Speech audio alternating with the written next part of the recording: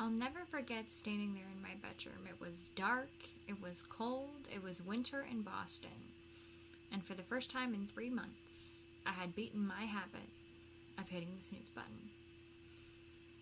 There are so many people in the world, and you might be watching this right now, and you have these incredible ideas, and what you think is missing is motivation, and that's not true. Because the way that our minds are wired, and the fact about human beings is that we are not designed to do things that are uncomfortable or scary or difficult. Our brains are designed to protect us from those things because our brains are trying to keep us alive. And in order to change, in order to build a business, in order to be the best parent, the best spouse, do all those things that you know you want to do with your life, with your work, with your dreams, you're going to have to do things that are difficult, uncertain, or scary, which sets up this problem for all of us. You're never going to feel like it. Motivation's garbage. You only feel motivated to do the things that are easy, right? Oh, I know exactly what that is because I've studied this so much, because for me one of the hardest things to figure out is why is it so hard to do the little things that would improve my life. And what I've come to realize, and what we'll talk a lot about today, is that the way that our minds are designed is our minds are designed to stop you at all costs from doing anything that might hurt you. And the way that this all happens, this all starts with something super subtle that none of us ever catch. That is with this habit that all of us have that nobody's talking about, is that we all have a habit of hesitating. We have an idea, you're sitting in a meeting, you have this incredible idea, and instead of just, saying it, you stop and you hesitate. Now, what none of us realize is that when you hesitate, that moment, that micro moment, that small hesitation, it sends a stress signal to your brain. It wakes your brain up, and your brain almost goes, oh, wait a minute, what? Why is he hesitating? He didn't hesitate when he put on his killer spiky sneakers. He didn't hesitate when he put on his... So then your brain goes to work to protect you. It has a million different ways to protect you. One of them is called the spotlight effect. It's a known phenomenon where your brain magnifies stress. Why? To pull you away from something that it perceives to be a problem. So you can truly trace every single problem or complaint in your life to hesitation. Those are decisions. And what I do and what's changed my life is waking up and realizing that motivation's garbage. I'm never going to feel like doing the things that are tough or difficult or uncertain, scary, or new. So I have to stop waiting till I feel like it. And number 2, I am one decision away from a totally different marriage, a totally different life, a totally different job, a totally different income, a totally different relationship with my kids. Not one decision, I'm divorcing you in the marriage example, but the one decision on you can be having a conversation with a spouse and you can feel your emotions rising up, and within a tiny window those emotions can take over and can impact how your marriage goes. Or you can learn how to take control of that micro moment and make a decision to act in a way that actually shifts your marriage. Your life comes down to decisions. If you change your decisions, you'll change everything. I was 41 years old. I was employed. My husband had started a restaurant business, which was his dream. This is actually a funny story. When he was laid off from a big job in high tech, and I think he was really relieved. And he said, I'm not going to look for a job. I'm going to go into the restaurant business. And I think I said the most famous lines of our marriage. I looked at him, I said, listen, buddy, inspiration is for strangers. You get your butt back to that job and you pay that mortgage. And again, micro moment when I'm being a jerk instead of a supportive wife. But that's an example of when he said he was not going to go get a job. He was going to start a business. The first thing that was there was fear. So fear was making the decision for me. Well, so what happened is the first restaurant was a home run. And of course, what do you do when things are successful? You grow it. You grow it really big. And so we decided to raise some money, and we threw in our home equity line, the kids' college savings, tried to open a second and a third, and at the same point, a grocery store chain. So basically, it got way too big too fast, and they came off so badly that the second restaurant failed, and we held on to it for too long, like a lot of us do. When you throw a ton of time and a ton of money at something, it's really hard to let go of it. If you haven't done it in business, we all have a relationship in our past that we stayed too long. That's a trick that our brain played. So by the time that they closed the second restaurant, I mean, that meant our entire home equity line was gone. And the kids, I get choked up just thinking about it, how terrifying it was. So I found myself at the age of 41 just feeling like a complete failure, and so did Chris. And to make it worse, not only had we lost all of our savings, but so many friends and family members had invested. So there's this real tension in between the truth and what was happening and what you had to do in public, because it was a public business. Shame, failure, embarrassment. And the phone started to ring. It was nothing but collection calls. And I just remember feeling this tremendous shame. And at some point, I think we all hit that moment in life where things just are not going how you thought they would go. And what's amazing about those moments is that we all respond very differently. So my husband, he would spring out of bed, head right out that door, 6 o'clock in the morning, and he would go meet his partner, and they would go to the bank, and they would face their problems head on. He's also a smart guy. I mean, he did not want to be in the house because I was a raging bitch for those couple of months.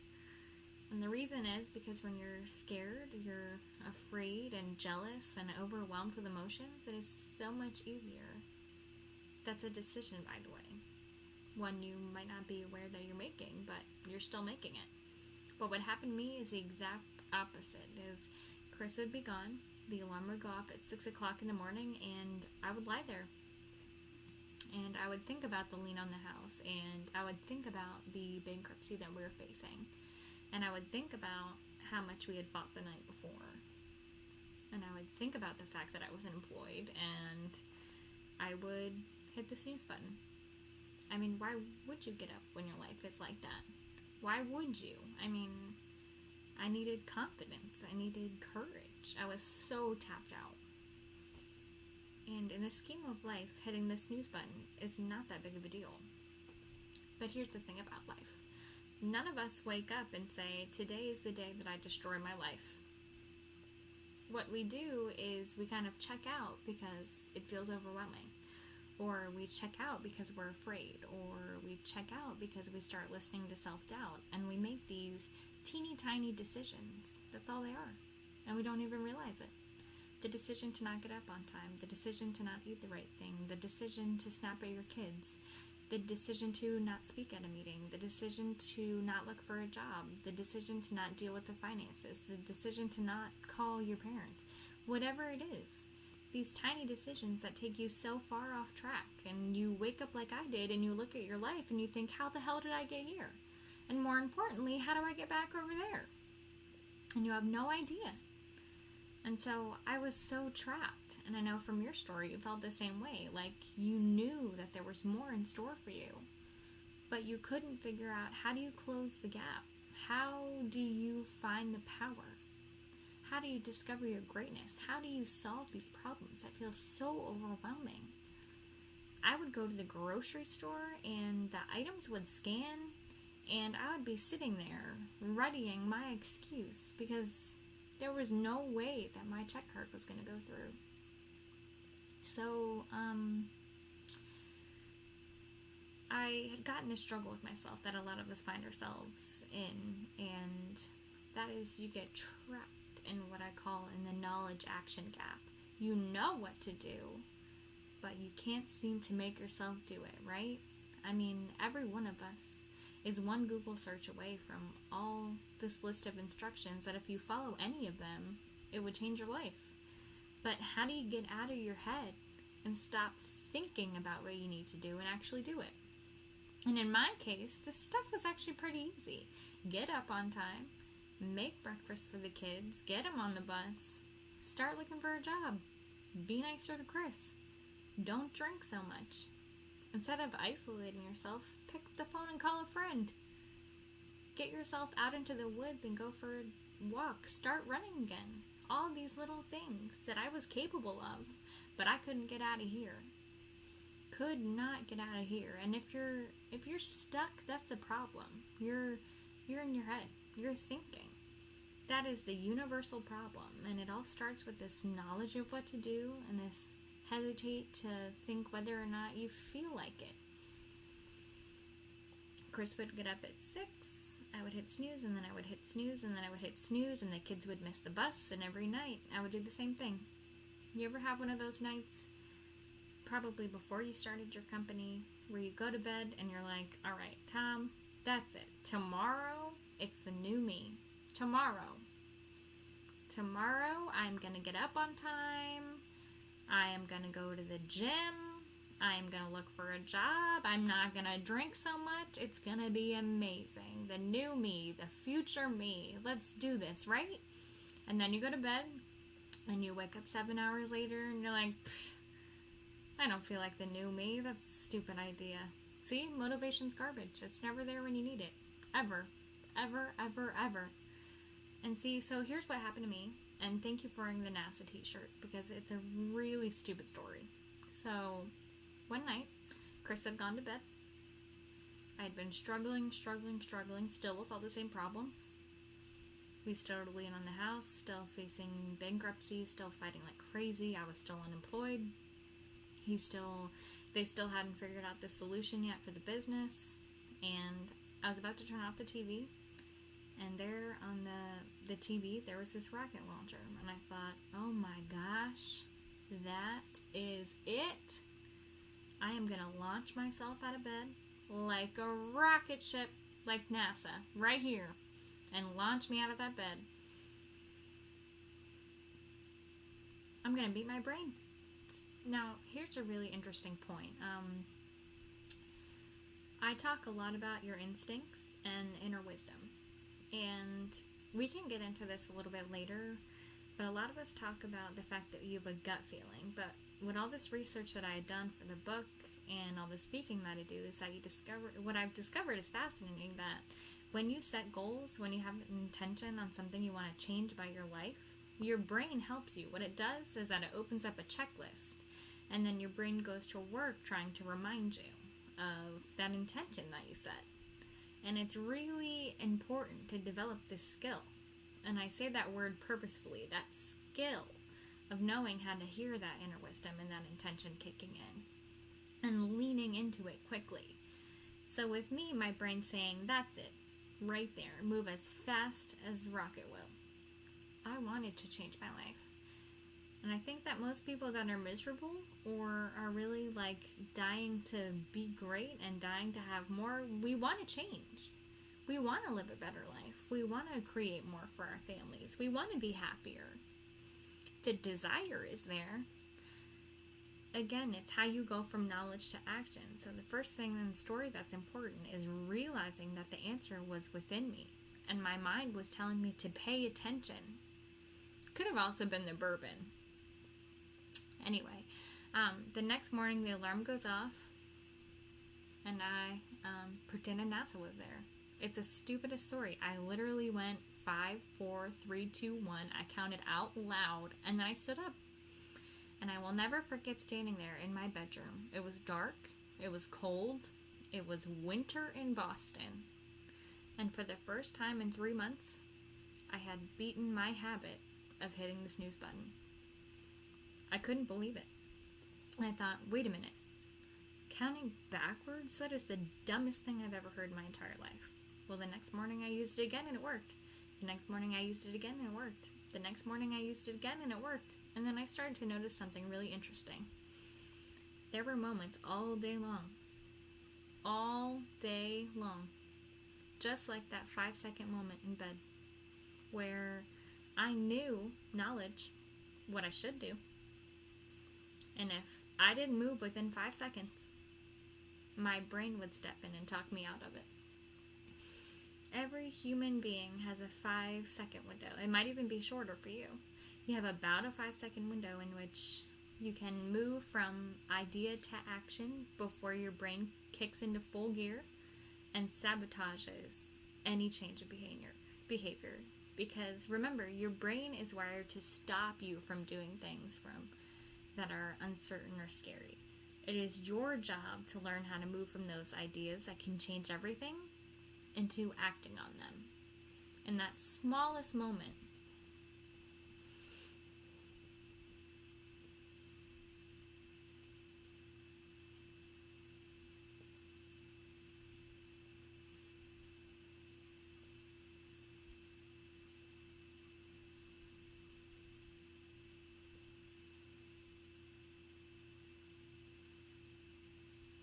Well, one of the reasons why I'm so excited about this book, and you don't have to buy the book. This is an idea you can use. It's free. It's backed by science.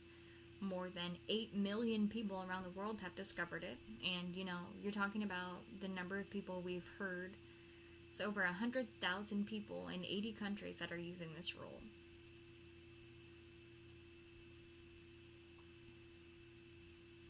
Steve wrote to us, who was a veteran.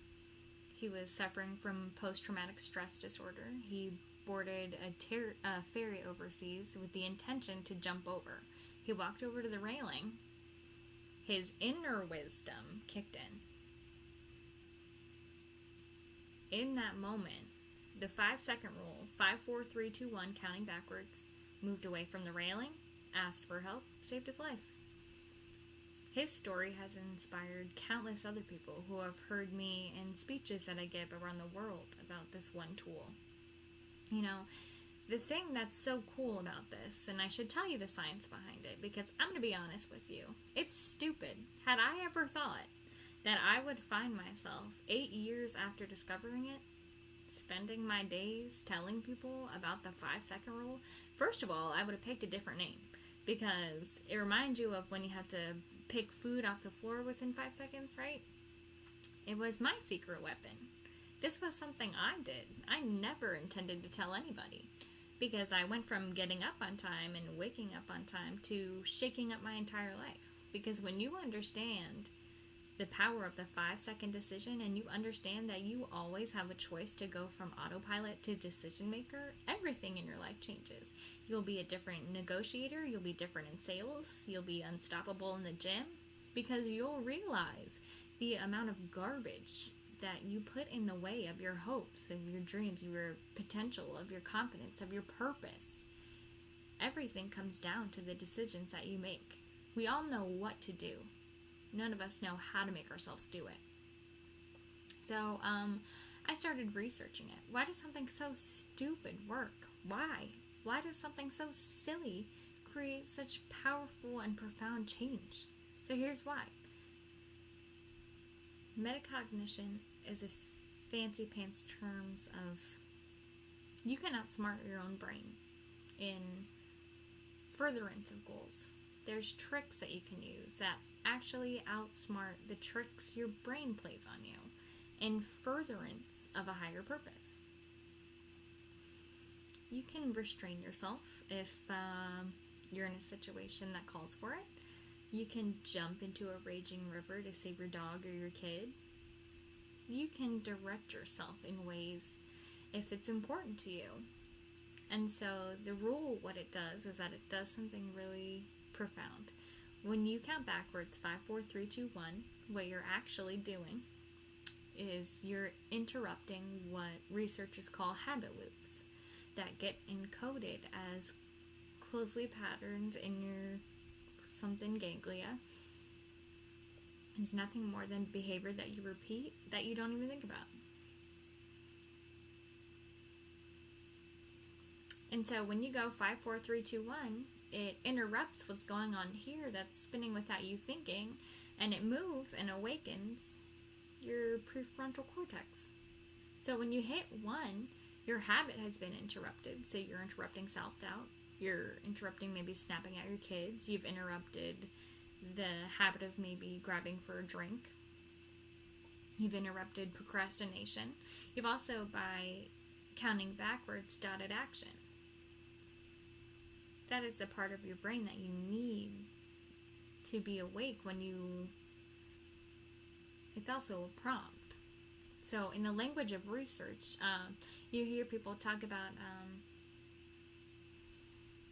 that is something that's proven in learning a new habit. The 5-second rule, when you repeat it, that triggers you that this is the moment for courage. That triggers you to shift gears. And because you've also done the manual work of awakening the part of the brain that you need to change, you set yourself up for success. It doesn't work if you count up, because you can keep going. And also, counting up doesn't require focus. If you count backwards, 5, 4, 3, 2, 1, it again awakens the prefrontal cortex. When you start to use it and read about it, you'll see that it's being used all over the place. In order to align troops to start an exercise, they use it in elementary school, 5, 4, 3, 2, 1, and 2 assemblies to get a huge group of kids to stop talking, because it requires you to focus. It's not a habit. It will become a habit that prompts you to have confidence and courage, but in the beginning, it interrupts the patterns of behaviors that you do on autopilot. It helps with self-control, and it teaches you how to become the kind of person that goes from thinking about something to actually doing it.